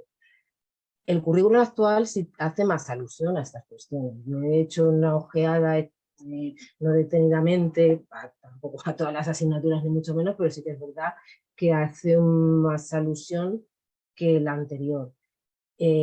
Con respecto a temas de género, por ejemplo, está mucho más presente. Claro, es que para mí tiene que estar explícito y tiene que ser prescriptivo, o sea, una prescripción clara y explícita. Y ahora sí que la sociedad, sí que hay como un acuerdo, ¿no? En tirar para adelante, ¿no? Con todas las cuestiones de género. Desde género, desde el género, además entendido como el feminismo tradicional realmente, que es el enfoque. Pero bueno, eso sí está más explícito y sí que se hace alusión a cuestiones, pero en el área de educación física sí se hace alusión a cuestiones racistas, o sea, sí aparece el término. Entonces, claro, ¿qué es lo que pasa? Al final hay que aterrizarlo. ¿Cómo se aterriza? Pues se aterriza, los libros de texto es una herramienta, no es la única, ni la que es verdad que es la más utilizada, pero también se trabaja por proyectos, en el alumnado infantil trabajo por rincones, el trabajo de fichas, es decir, que aterrizar todo eso va a depender mucho de la iniciativa del profesorado, como es en mi caso en la universidad, porque quiero trabajarlo, o en otros casos de otros niveles educativos con otro profesorado u otros centros que a lo mejor sí que puedan tener ese interés de trabajarlo. Entonces, yo sí que creo que hay que generar formación en el profesorado, formación continua y en la formación inicial para saber aterrizar estas propuestas porque realmente las claves están. Si estuviera mucho más explícito, está claro que es más prescriptivo y pues no queda otra. Con respecto a los libros de texto, pues no sé, tendría que haber una regulación con respecto al nivel de calidad de determinadas cuestiones, como pueda ser la perspectiva de género, la perspectiva de raza, entre comillas, ¿no? que se contemplen ciertas cosas para tener herramientas inclusivas. Pero es más, o sea, es que no solamente eso, es que los contenidos, si os vais al currículum, los contenidos, pues hoy leí así también un poco preparando esto, pues sí que no sé qué curso era, geografía e historia, creo que estaba mirando el decreto de aquí de la Comunidad de Madrid, y sí que hablaban de descubrimiento de América. descubrimiento, ¿no? Ya desde qué perspectiva. Pero al final es eso, aunque se nombrara de otra forma, la perspectiva la va a dar el docente. Que quien va a aterrizar el conocimiento y el enfoque va a ser el docente. Entonces, a mí me parece fundamental porque es el que puede dar el giro a todas estas cuestiones. E incluso ahora mismo, pues con los libros de texto, ¿no? El dar el giro a hacerla, ¿no? Trabajar ese pensamiento reflexivo de cara al alumnado con respecto a ciertas cosas, pues me parece fundamental. Entonces, retomando algo que había dicho Alejandra, ¿no? Que no se nos enseña a no ser racista, pero que hay que enseñar también a identificar todas estas cuestiones, más todas las cuestiones de los racismos cotidianos, ¿no? Sutiles, que esas no es acoso, pero son manifestaciones que están muy presentes y que permean constantemente al alumnado, ¿no? Y estoy también muy de acuerdo del trabajo de ese pensamiento crítico en la infancia, en las primeras edades, porque claro que se puede trabajar. De hecho, ya se están llevando también iniciativas que incorporan la perspectiva de género. Yo trabajo también en un grupo de investigación que es un grupo de investigación de género y actividad física, y trabajamos esto también incorporándolo a las edades más pequeñas, ¿no? Y ahí al final, pues eso es pensar qué estrategias, qué actividades. Pues, un poco concluyendo, bueno, pues que tiene que estar presente en todos los elementos curriculares, por supuesto, lo prescriptivo, la ley, pero en todo lo demás, en todos los elementos que componen las programaciones de aula, objetivos, contenidos, actividades, libros de texto también, pero en todo lo demás, por supuesto que también tiene que estar presente. Y nada, solamente comentar una anécdota, porque ahora he hablado como docente en ELA, pero como madre, pues es que me he encontrado también como experiencia personal pues muchas circunstancias, ¿no?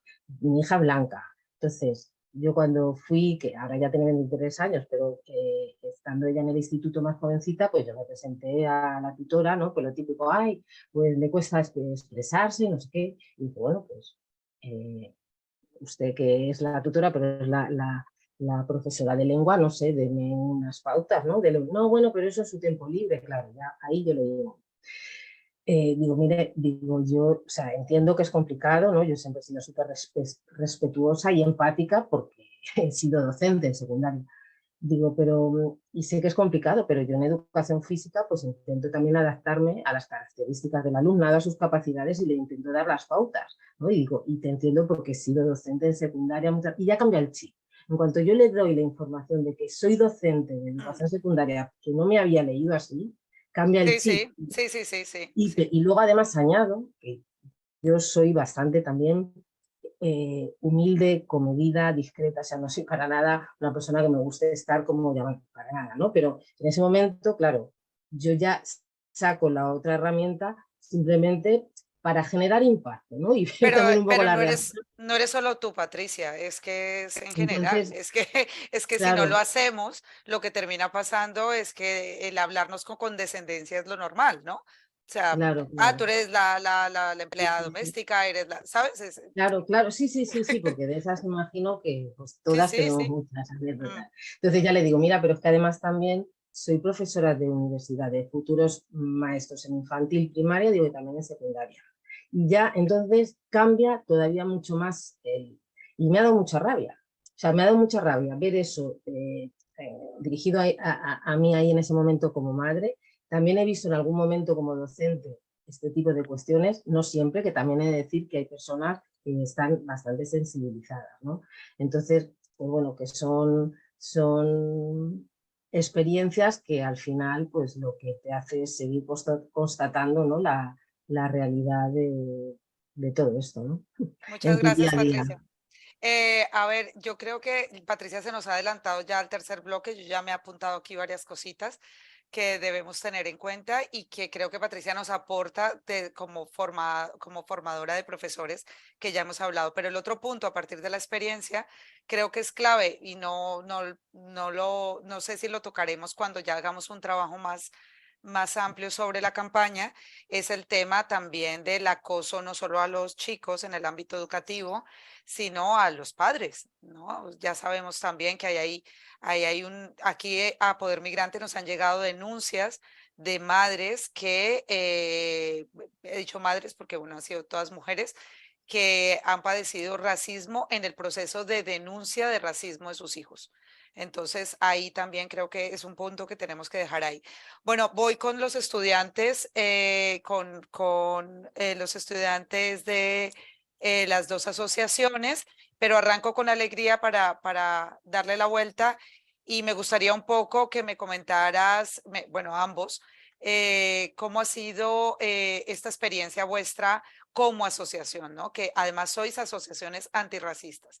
Entonces era lo que decíamos, ¿no? Sois los locos del antirracismo dentro de la universidad, los que ven racismo en todo. Alegría. Ay, muchas gracias. Y creo que esta parte se la dejaré a mi compañera Mamadou. Y yo quería traer al caso un proyecto de acompañamiento que hicimos nosotras en Lavapiés a infancias migrantes, como para cerrar lo que estábamos hablando desde las experiencias, ¿no? Habíamos identificado como esta serie de consecuencias, tanto a nivel psicológico, emocional, personal, intrafamiliar, que tiene el racismo dentro de las aulas. Y por la cercanía al barrio que teníamos, empezamos a ir, yo qué sé, al inicio fueron 2 tardes a la semana a la Plaza de Lavapiés y justamente enfrente teníamos a la Quimera. Entonces nos pusimos de contacto con la gente que estaba allí en ese momento y decidimos empezar a ir un par de tardes a acompañar y a estar con ellos. Entonces, para nosotros fue todo un proceso de aprendizaje en romper lógicas adultocentristas y con dinámicas autoritarias sobre las infancias, porque existen otras formas de poner límites y de acompañar que no sean desde el uso de la violencia que estamos acostumbradas. También aprendimos, parte del proceso de acompañar fue sanar nuestros propios traumas con el racismo o la xenofobia. Y en el caso de mis compañeras que habían estudiado aquí en la primaria y en la secundaria, poner en común también con las infancias que lo están viviendo.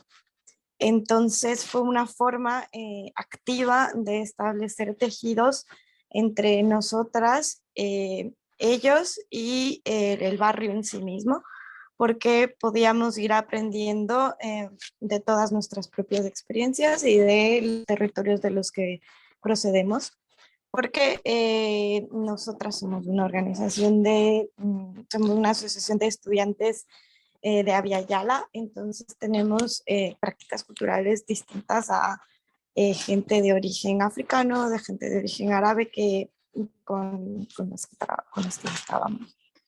Entonces, por ir cerrando, nos parecía como súper importante, igual que nosotras, desde nuestra falta de tiempo, energía, dinero, precariedad, hayamos podido zambullirnos en el mundo burocrático y tener una financiación que fue muy poca, pero retomando esto de si se hace esto con financiación, se podrían mover proyectos muy chéveres y muy potentes, porque nosotras lo hicimos siendo 10 personas que se autogestionaron como pudieron. Y bueno, se acabó el curso escolar y se acabó el proyecto realmente por falta de energía y de financiación, porque lo vimos ya, o sea, ya no lo vimos más a largo plazo. Pero sembró una semilla en nosotras y es súper emocionante pasar por el barrio y seguir encontrándonos a las pequeñas. Nada más. Bueno, yo creo, muchas gracias, Alegría. Yo creo que Alegría ha tocado 2 puntos que a mí me parecen claves que podríamos tener en cuenta para este trabajo que queremos hacer.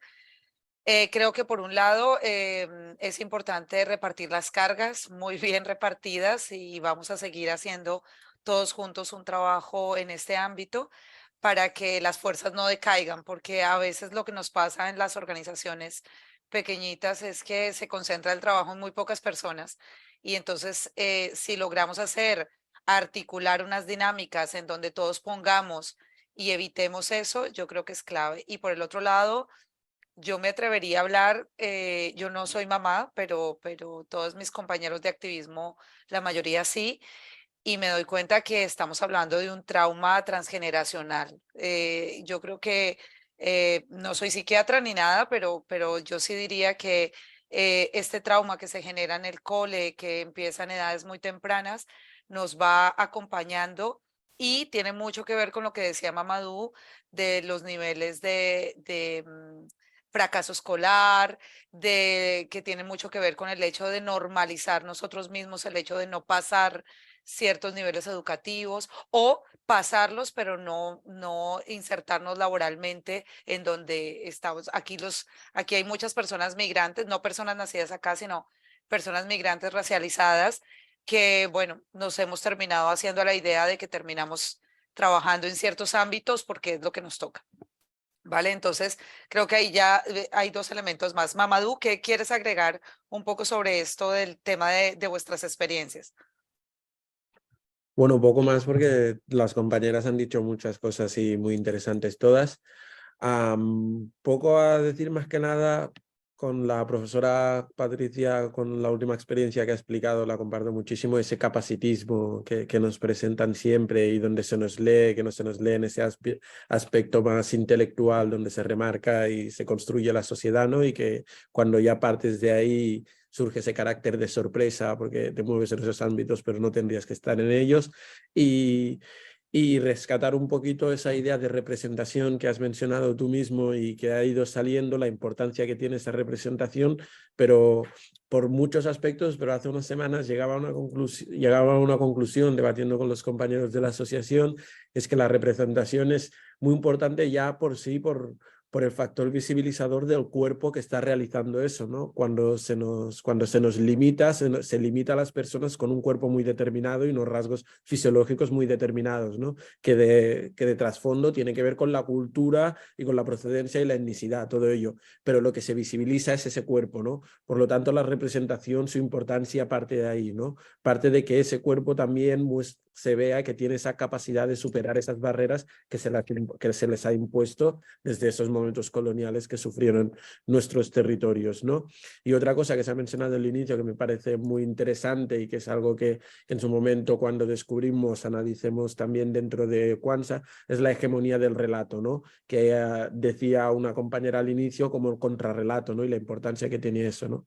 La hegemonía del relato al final es una de las cosas pilares para el imaginario social que hay construido y para cómo se construye ese imaginario social, porque es el quien dictamina las cosas que pasaron, las cosas que están sucediendo y las cosas que serán, ¿no? Y cuando tengamos, que ya tenemos, ya empezamos a tener pie, pero cuando tengamos los dos pies ahí dentro y podamos ser nosotros y nosotras quien cuenten nuestras propias historias, nuestro propio pasado, de nuestras herencias, muchas cosas cambiarán, ¿no? Y muchas cosas se verán como lo que fueron y no como lo que nos han contado como nos han contado lo que había sido, ¿no? Pero poco más, sobre todo estos dos puntos, esta hegemonía del relato y este contrarrelato que se hace desde el movimiento antirracista, que considero que es vital, que considero que es eso, que lucha contra ese imaginario de la conquista, el descubrimiento de América, o esa concepción del África totalizada, que se entiende África, el continente más grande, como una sola cosa, y es porque se ha contado así a través de la negritud. Eso nada más lo podremos derrotar pues a través de esa hegemonía del relato y la representación, la importancia de la representación, que últimamente están surgiendo muchos discursos incluso de izquierdas que dicen que la representación no tiene ningún sentido debido a esa lucha de clases y quien representa, pero sí que tiene sentido dentro de la concepción de la racialidad, porque los cuerpos que siempre están en duda y los cuerpos que siempre se ponen en el foco de la negatividad son los mismos, ¿no? Y entonces esos cuerpos sí que necesitan esa representación. Sí, yo conecto con la profesora Patricia y con lo que dice Mamadou en relación a un ámbito que no hemos tocado acá, que es el ámbito el tercer ámbito de socialización del niño y de los adultos, que son los medios, ¿no? Los medios de comunicación.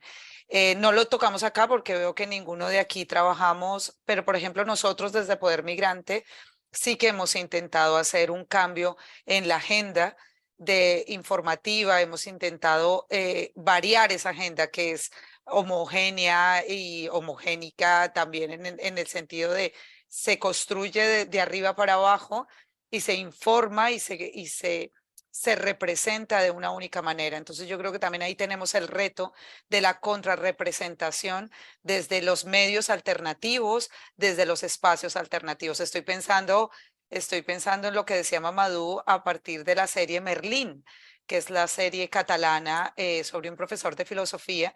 Y una de las críticas que surge a la serie es que es un profesor blanco y todos los alumnos son blancos, en un instituto donde todos son blancos, en Cataluña, con un nivel de presencia. O sea, estamos hablando que en Barcelona hay distritos de Barcelona con porcentajes superiores al 50% de población migrante y racializada. Entonces, mantener esta representación en los medios ayuda a fijar imaginarios sobre quién es, ¿no? Quién tiene la autoridad, quién puede hablar. Entonces, creo que ahí también podemos hacer un trabajo también nosotros desde Poder Migrante y también con los medios, ¿no? Es un poco más difícil porque ya sabemos cómo funciona esto, pero creo que se puede hacer. Y voy a cerrar con Carolina. Vamos un poco mal de tiempo con el tema de los bloques, con lo cual lo que haré será cerrar este bloque con Carolina y más bien pedir en el siguiente bloque, que será Chiquitini, que si cada uno quiera hacer aportes o se dejó algo entre el tintero que pueda, en términos de propuesta, pues que lo diga, ¿no? Todo esto lo estamos recogiendo y la idea es crear un primer documento. Esto también invito a la gente del público a que en ese primer documento lo lancemos nosotros y que se pueda unir vuestras voces a ese primer documento y podamos hacer un primer grupo base de trabajo. Carolina, cuéntanos desde la parcería que tenéis unas experiencias súper interesantes ahí y que además explora otra vez ese mundo de lo no formal.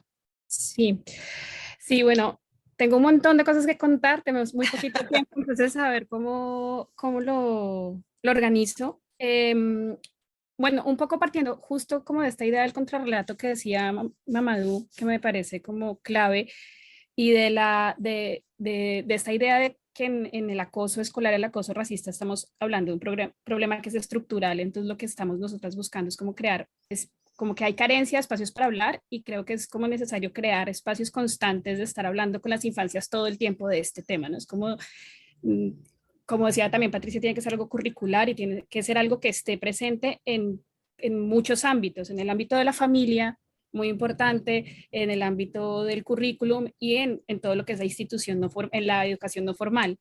Entonces quiero traer a colación un proyecto que hicimos en el Reina Sofía, en el Museo Reina Sofía, que se llamó Sabia, que es un proyecto que buscaba acercar a familias con muy pequeños, de 2 años más o menos hasta los 6, a la colección del museo.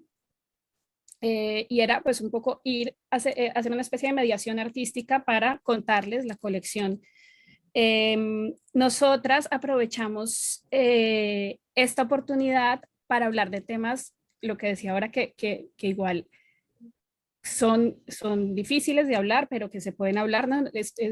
Pudimos hablar de dictadura, pudimos hablar de la conquista, pudimos hablar de la esclavitud, usando herramientas que prueban ser súper naturales para las peques, que es el lenguaje artístico, ¿no? Entonces, la posibilidad de coger una obra de la colección que está enmarcada, una película que está enmarcada en contexto de la esclavitud y que cuenta un poco esta historia y sentar a un grupo de familias y de peques a hacer muñecas abayomi, que son las muñecas que se hacían con nudos, y contarles la historia de la esclavitud de alguna forma que ellas iban haciendo, que tiene que ver con esta idea de que mientras haces con tus manos, las peques tienen también una forma de aprender que tiene que ver con el cuerpo, con el movimiento y con el hacer, y como a través de ciertos materiales y de ciertas historias que les cuentas, que pueden ser el libro, el cuento, pero también tienen que ver con materiales y con técnicas artísticas, cómo puedes acercar ciertos temas, ¿no? Y como te digo, fue un proyecto en el que aprovechamos para tocar pues, temas que son muy peliagudos para la sociedad acá, con peques muy pequeñas, y usualmente era bastante natural. Fueron experiencias muy bonitas que se basaron justamente en hacer uso de la pedagogía artística y del arte, de las obras y de las técnicas. Luego, quería contar sobre 2 proyectos que llevamos en la parcería desde el Centro Cultural. Uno se llama Yankenpo, que fue una residencia artística que hicimos el año pasado, y otro es un proyecto que abrimos este año, otra residencia que es una continuidad que se llama Huaquiña. Y este proyecto está centrado en la idea de la infancia que hereda la migración, todo lo que serían como las segundas generaciones, que son personas que nacen, crecen acá, pero que de alguna forma están ya marcadas, ¿no? Heredan la migración, aunque son españolas. Y entonces hay toda una pregunta sobre qué pasa con estas peques que, aunque han nacido acá, se crecen acá, socializan acá, se les lee como que no les pertenece este lugar, ¿no? Es como que no eres de acá. Tienes una parte que no es, y esto es pues una pregunta como que nos genera mucha curiosidad. ¿Qué pasa, no? ¿Cómo se construyen esas identidades y cómo se socializan? ¿Qué relación tienen ellas con esos territorios que han heredado, o sea, donde no han vivido, donde no han crecido? Entonces, bueno, ahí hay toda una serie de investigaciones que hacemos también con la colaboración de artistas, de preguntarnos por esas ancestralidades. Y el año pasado con Yankenpo se invitaron a 2 artistas que hicieron justamente un trabajo a través de recuperar juegos tradicionales de nuestros territorios y traerlos. Creamos un grupo de infancias de hijas de amigas que tenían sus hijas creciendo acá, y se les traían estos juegos, se trajo la piñata, pero construimos la piñata a través de figuras de colonos. Entonces se lograba hablar de un montón de cosas, ¿no? De los territorios de allá, del migrar, de la historia colonial, pero a través de ciertas actividades, de juegos, de todo un lenguaje lúdico, del lenguaje del juego y del lenguaje del arte, que es un lenguaje que para la infancia es la forma de aprender el mundo y es la forma de relacionarse con el mundo, que es otra como de esas metodologías que siempre hemos usado nosotras, que es entender el juego como un lenguaje político, que es al que nos tenemos que poner para hablar con ellas, y a través de ese tipo de lenguajes y a través de ese tipo de metodologías podemos como generar toda una serie de reflexiones y de acercamientos a todas estas temáticas que nos asustan tanto. Me gustaría contar como más en detalle los proyectos, pero pues realmente como por tiempo no me quiero extender, pero si tuviéramos espacio en otro momento, pues sería como bonito explicar mejor todas estas metodologías del arte y del juego, que son como en las que nos hemos centrado mucho y con las que hemos podido pues abordar todas estas. Quería traer también otra, digamos, herramienta que ya la mencionó tal vez Alejandra al principio, que es el libro, pero yo quiero traer como un libro muy específico que nos ha dado para hacer un montón de reflexiones, que es un libro que escribió la artista peruana, y de nuevo trae a colación la idea de la importancia del arte y de las artistas en estos procesos de cómo educarnos en el antirracismo y de cómo trabajar el antirracismo en la infancia, que es el libro que escribe Daniela Ortiz, que se llama El Príncipe Blanco, que es un libro para colorear, en el que Daniela hace una suerte de paralelo entre la historia colonial y el extractivismo. Es de una forma como que actualiza y pone en el presente o hace patente que la historia colonial tiene una perpetuación en el presente y que todos esos procesos siguen activos. Entonces puedes como que leer las 2 historias en paralelo de una forma muy clara, en un lenguaje completamente comprensible para una peque, y a partir de ahí se suscitan unas conversaciones realmente impresionantes, ¿no? Este libro lo hemos usado en diferentes momentos, hemos hecho talleres dentro de la parcería con grupos de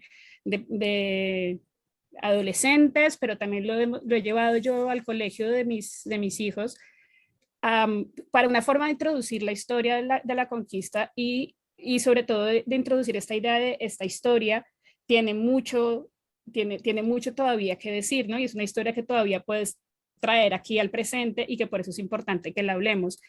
Y en ese sentido, pues vuelvo a conectar mucho con lo que decía Mamadou de la importancia de generar el contrarrelato.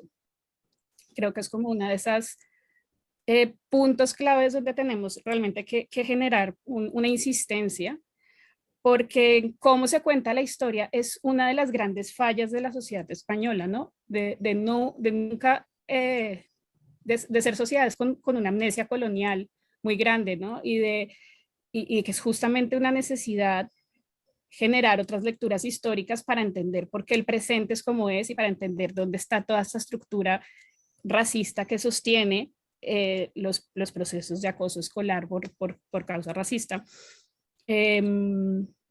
Solamente anotar que en el paso al cole, o sea, empezar a entrar al cole, que de nuevo repito, yo estoy en un colegio que afortunadamente es muy abierto hacia este tipo de cosas, tiene todo un proyecto de transformación del colegio y del programa pedagógico a través del arte, y se trabaja el racismo no de la misma manera que se trabaja el feminismo, ¿no? Que es otra cosa que me parecía muy interesante, como el feminismo es una cosa que ya está como más ahí presente, pero el racismo no termina de llegar.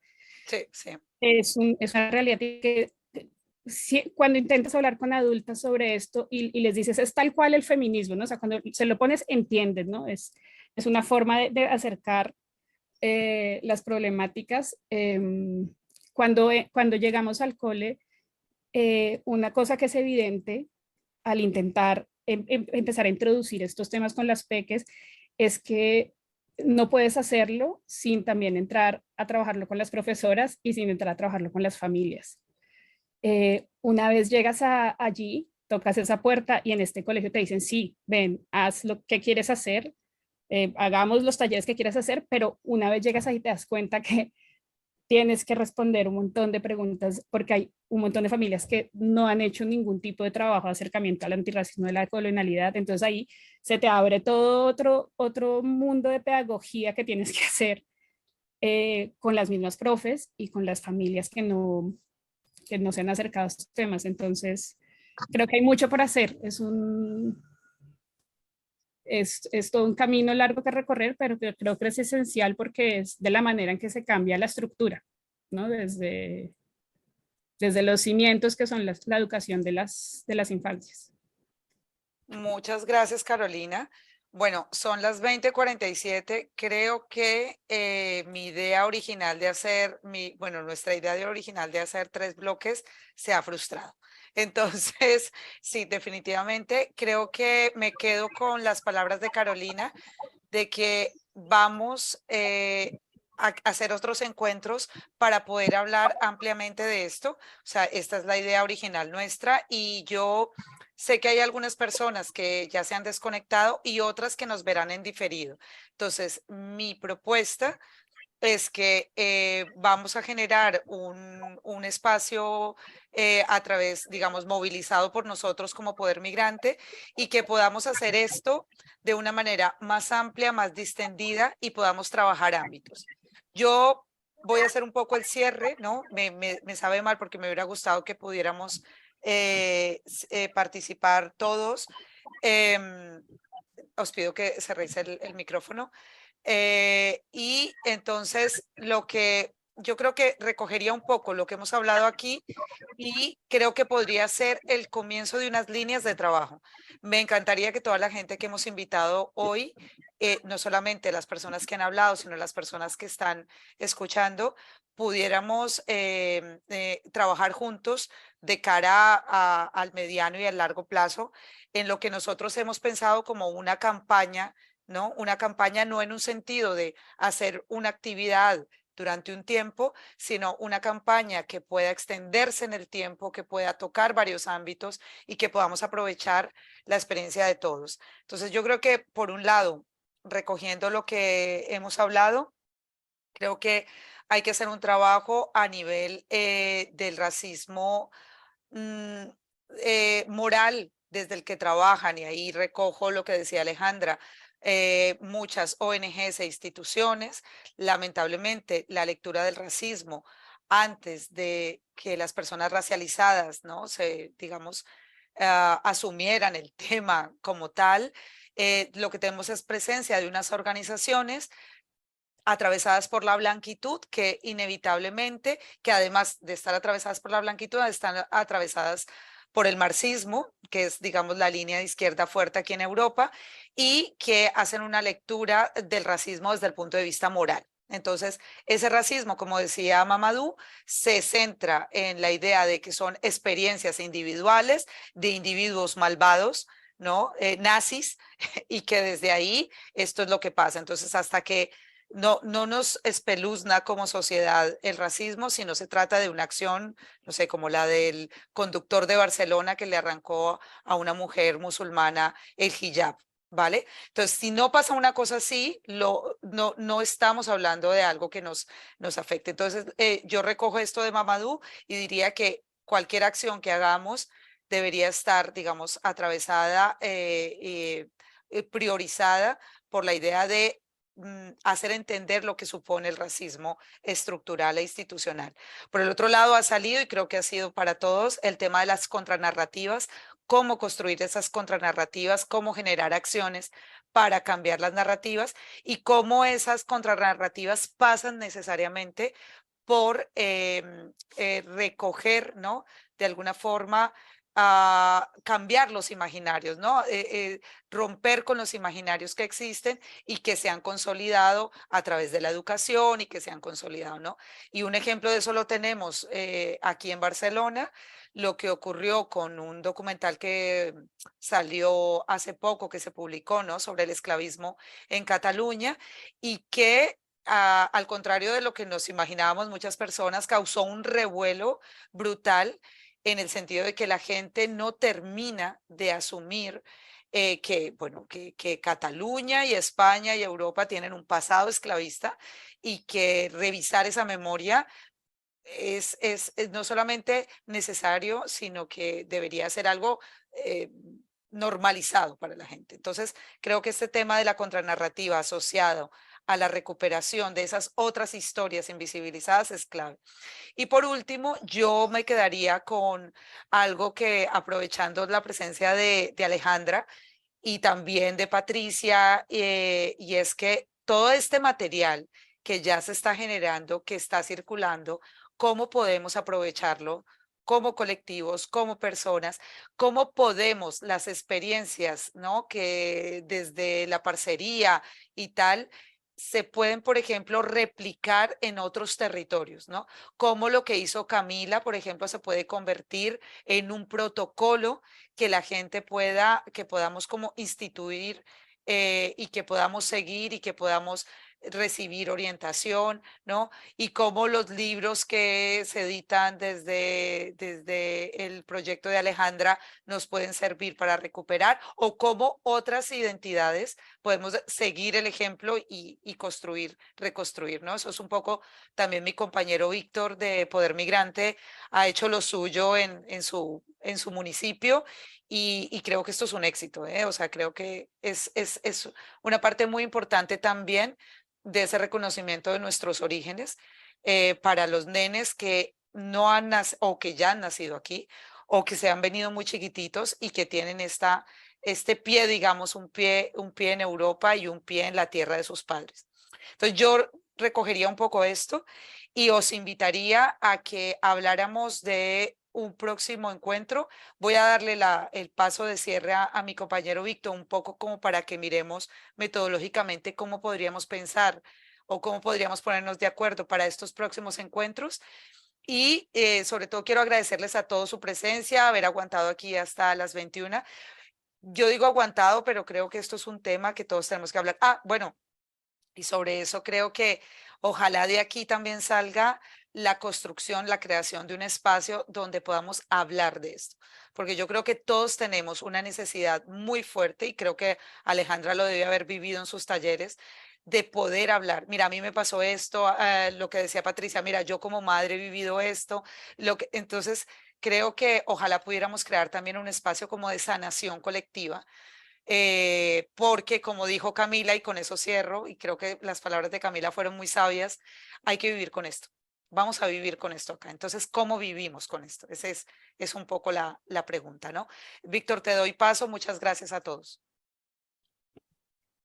Buenas noches ya, yo creo. Nada, simplemente igual darle las gracias por estar con nosotros. Esta es, como había dicho al principio, esta es la primera de más actividades que queremos organizar, si se me oye, ¿verdad? Sí. De más actividades que queremos organizar.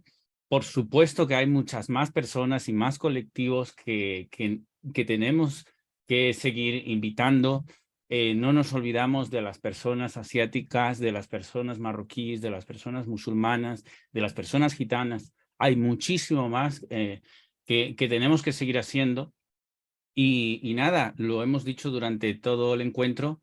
La idea es precisamente hacer alianzas, seguir tejiendo redes, seguir haciendo actividades y acciones en conjuntos, porque solamente así podemos realmente incidir en esta problemática que está afectando a nuestras hijas e hijos e hijas. Nada, darle las gracias por esto. Hemos estado tomando nota de todos los comentarios que han estado enviando. También en la página web vamos a poner el vídeo que estamos grabando para que más personas que no han podido conectarse o que se tuvieron que ir temprano también puedan verlo y sacar más artículos, etcétera. Entonces estaremos en contacto también por correo electrónico para aquellas personas que les interese trabajar, personas, colectivos, asociaciones, etcétera, profesionales también que les interese trabajar esta temática, podamos hacerlos colectivamente. Así que, sin más... Víctor, recuérdales la dirección de correo electrónico nuestra para que quien quiera ya, o sea, nos vamos a poner en contacto con vosotros, pero quien quiera tener la dirección electrónica, pues. Claro que sí.